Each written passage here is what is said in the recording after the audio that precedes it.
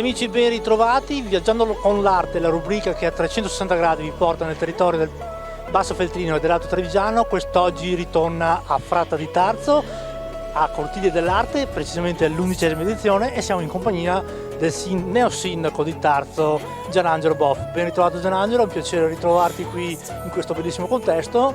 Si riparte alla grande dopo 2 anni di fermo, con una proloco, con un'associazione e un'edizione sempre più ricca. Buongiorno a tutti, sì, l'11ª edizione di questa manifestazione che è partita da un gruppo di ragazzi che hanno creduto in questo borgo che, tra l'altro voglio ricordare, è un borgo tra i più antichi del nostro territorio. Qui nasce proprio la comunità di Tarzo e quindi è uno dei borghi storici del nostro territorio, che proprio attraverso questi eventi, queste manifestazioni legate all'arte abbiamo riscoperto le case, i cortili, tutte quelle parti caratteristiche del nostro territorio che lo rendono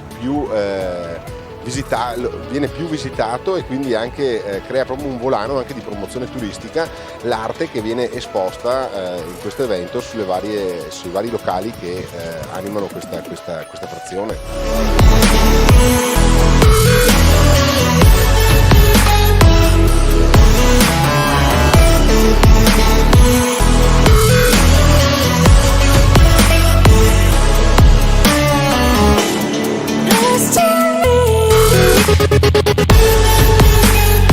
Prima, mentre facevamo un giro assieme, abbiamo potuto notare la varietà dell'arte, quindi dalla scultura alla composizione, alla pittura, al murales, quindi un'11ª edizione che va a coprire, proprio come dice la rubrica dove siamo qui, 360 gradi l'arte.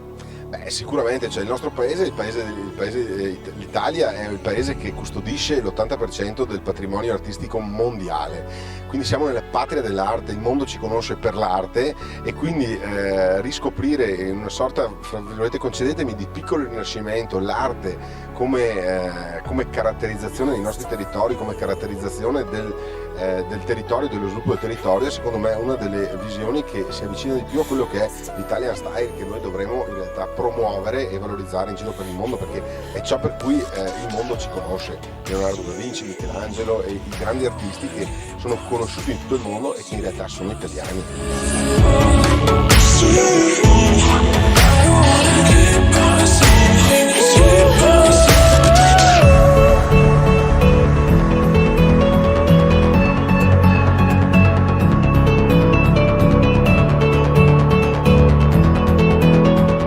Rompiamo un attimo il protocollo, visto che sei il neosindaco, ti diamo la possibilità di dare appuntamento per la 12ª edizione qui a Fratta di Tarzo. Certamente che sì, cercheremo di crescere ogni anno. Adesso abbiamo partecipato anche a un bando sul PNRR e su questa frazione e su questa manifestazione arriveranno 1.600.000 euro che ci consentiranno di farla crescere ancora di più, di abbellire ancora di più i luoghi, e quindi andremo a riscoprire e a far crescere in maniera importante questa frazione che si affaccia sui laghi, è proprio un paesaggio incantato del nostro territorio. Quindi, viaggiando con l'arte, 11ª edizione di Cortile dell'Arte, vi aspettiamo il prossimo anno, 12ª edizione.